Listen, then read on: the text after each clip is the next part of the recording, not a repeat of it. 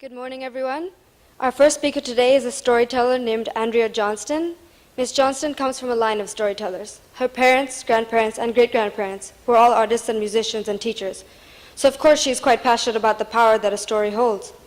After years of storytelling in an elementary classroom, she wanted to blend her passion for teaching and travel with her passion for art. It was then that she found photojournalism. She graduated with a BA in photojournalism from Brooks Institute of Photography in Santa Barbara, California, where she won Photojournalist of the Year in 2009. She spent some time as a freelancer, but it wasn't long before she returned to her classroom. She's now happily listening to the stories of her grade 5 students, encouraging them to find their own voices. She loves any opportunity to tell her tales of her living experience in India. Please welcome Ms. Andrea Johnston.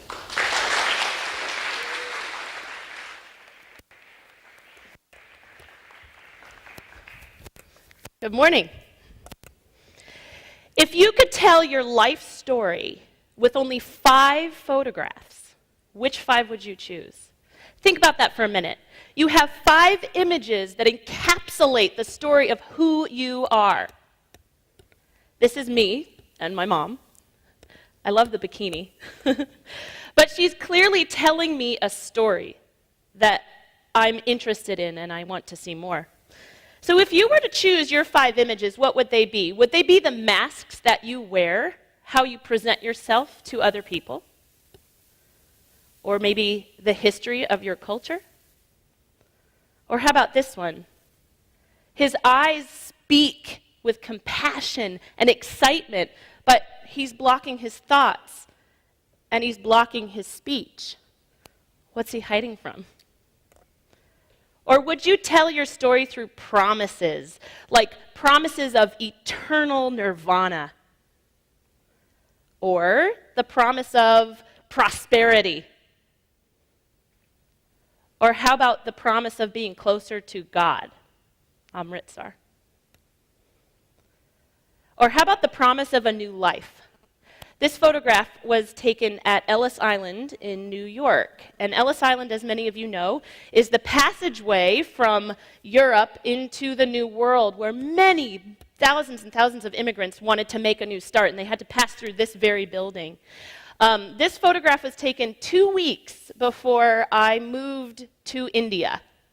And I found that the light at that particular moment was gorgeous, so I put my camera on a bench, and I was alone in this amazing place with incredible history. And all I could think about was, oh my God, I'm moving to India. What did I get myself into? But I love the reflective look on my face and the fact that I'm alone in this building that holds so much history for so many people in the United States. If you were to tell your story in 5 images, would you tell your story through those that you love? This is me and my brother. It's actually a photograph of me and my brother. I never had a little sister, and I was obsessed with doing hair. You can see on his face that he's kind of rolling with it, but not super cool with it. Kind of rolling with it, but not super cool with it. I think that this shows absolute devotion and love, and we hold that same relationship today, my brother and I.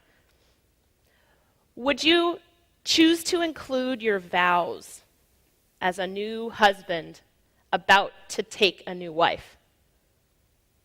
Would that be part of your story? Or how about your first kiss as husband and wife? Would that be something you'd want people to remember about you?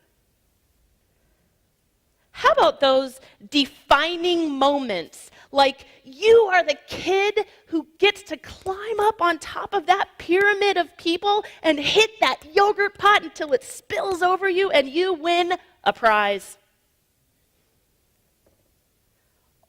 Or how about graduating from high school with a dream of becoming a musician, country music star? What about the moment that you first get to fly an airplane as a timid flyer? I've suffered with flight anxiety my whole life. I don't know why I decided to take this job as a traveling teacher, but it's this moment that was a defining moment in my life. This is Greeley, Colorado, where I grew up. And my dad's best friend from college is a pilot, and he flew his 2-seater plane all the way from Ohio to Greeley and offered to take us on rides. I, of course, was very reluctant to get into this machine. And said that it would be an excellent idea for me to go. I grabbed my camera because it's a security blanket for me. When I'm in the cockpit with one arm driving and one arm shooting, I don't have to think about the fact that I could plummet to my death at any moment.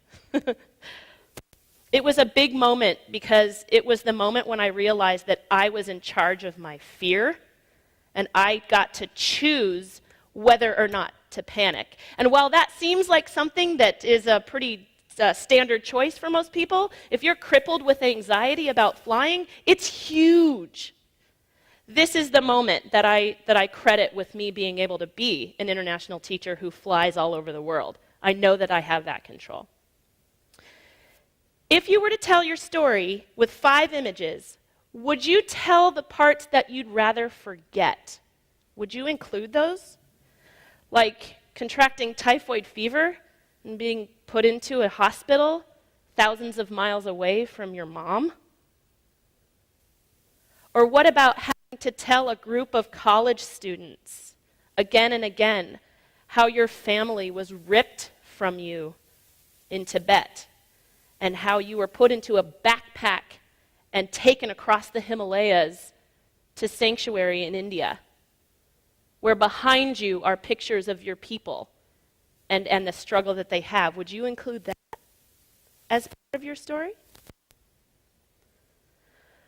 Or what about the moments when you feel like you're trapped behind glass, where all you see is fog and you can't see clearly, and no matter how hard you scream and no matter how hard you look, you just don't feel like that fog will be lifted? Is that part of your story? See, being a photojournalist and being a storyteller is all about choice. You get to make the choice. What do you want to say? Who do you want to be? You get to make that choice. So, what's my story? Well, I live in 3 different worlds. I live in the world of participant, where I get to do stuff like this and not have to take pictures of it. I just feel the moment. I'm also a tourist, where I feel the moment, but I also take some snapshots to document that time. I'm also a journalist. I tell the story. I tell my story and the story of others. And it's always a balance and a shift between those 3 perspectives when you go to tell your story. This is my dad. He's an actor. This is a photograph I took of him before he did his one-man show on Abraham Lincoln, as many of you know, a very historical character in American history. My dad chooses to tell stories through acting. I come from a long line of storytellers. My great-grandfather was a composer, and he composed a piece of music that was played at Teddy Roosevelt's inauguration. I come from a long line of actors and writers. My grandfather wrote for the Saturday Evening Post. And teachers. Everyone in my family is a teacher, except my brother.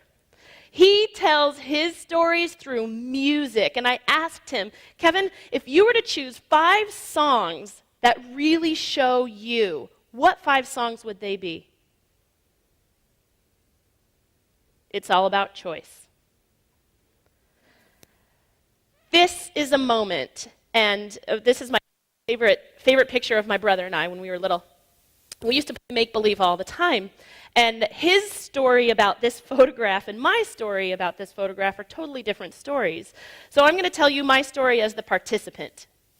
When we were little, my parents would gather us on their bed every night before dinner, or before bed, and they would tell us stories, and they would invite us to be part of those stories. Sometimes we would read other people's stories, but for the most part, what we would do is engage in a story. And most of those stories started like this. This is my dad.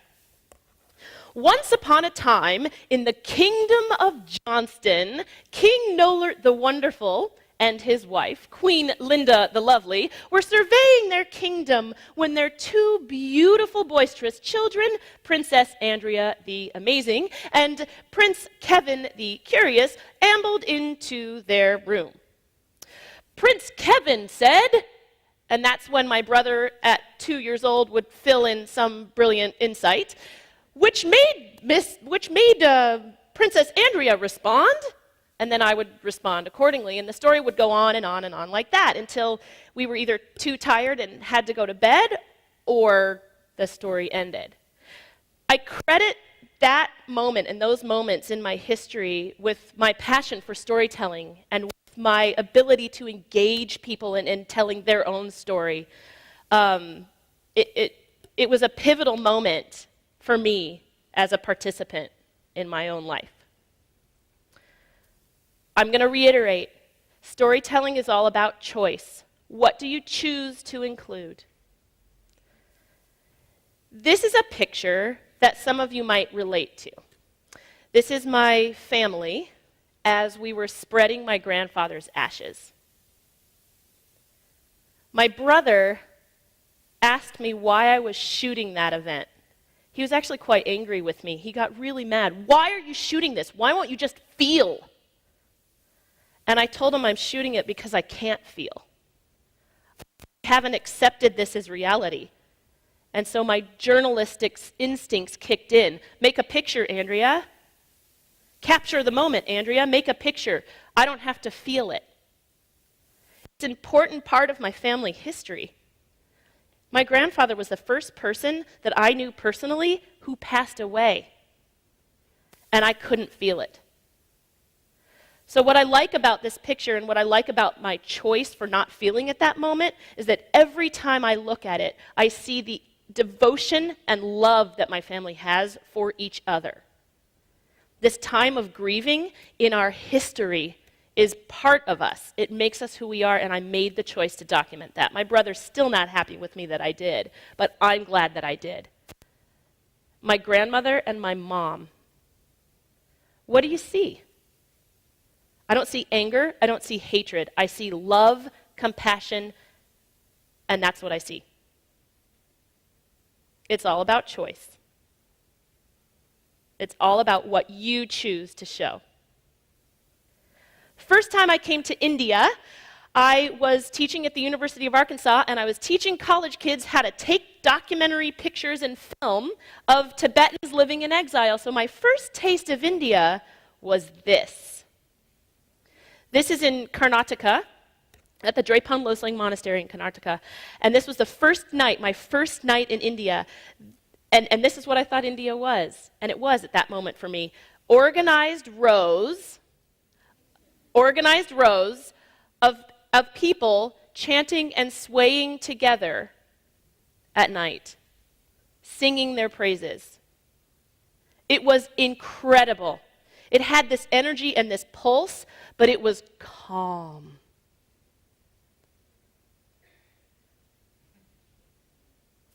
Calm. This is up at the Dalai Lama's compound in Dharamsala, 2009. Calm. This is my first image of India. So when I had the opportunity to teach in India, I embraced it right away. Yeah, take me to that place. It's calm. It's peaceful. It's lovely. It's this. And this. And this. As a photojournalist, I get to choose. I get to choose to show you the peaceful India, and I can also show you the chaos, because really, as we all know, it's one and the same. It's all about your choice. So what do I choose now? I choose her story. And I choose their story. And what about her? I found her at the Bandra Fair. And I purposely shot her very dark because she was the one person in all of Bandra Fair that looked like she didn't want to be there and had someplace else to go. She has this thoughtful look on her face, and all I want to do is find her again and follow her because I want to know what her story is. And this one, on the way home with a chip. So, I challenge you today as you leave to think about what your stories are and how you would encapsulate yourself. I choose a camera to tell my story. What do you choose? Thank you.